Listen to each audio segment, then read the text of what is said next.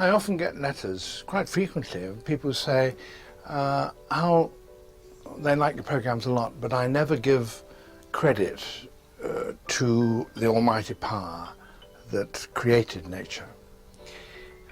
To which I reply and say, well, it's funny that the people when they say that this is evidence of Almighty, always quote beautiful things. They always quote orchids and hummingbirds and butterflies and roses.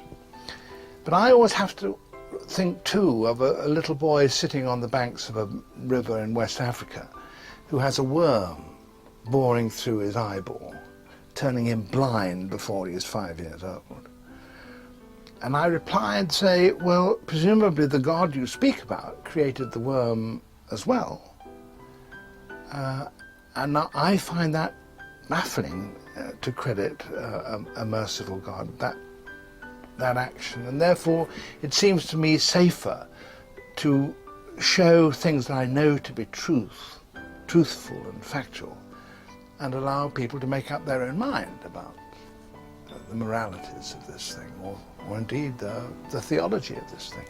I mean, we made a film about chimps hunting monkeys. That was an extraordinary and powerful and alarming and dismaying thing to see.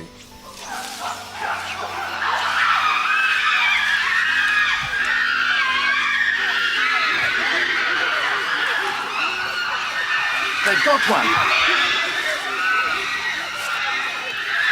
The hunters are tearing it apart. Again, people say, how can you put on such savagery of a predator catching prey?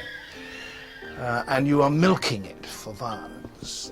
If they saw what you put out on the cutting room floor of this animal in suffering, I mean, it's a very narrow line you have to tread.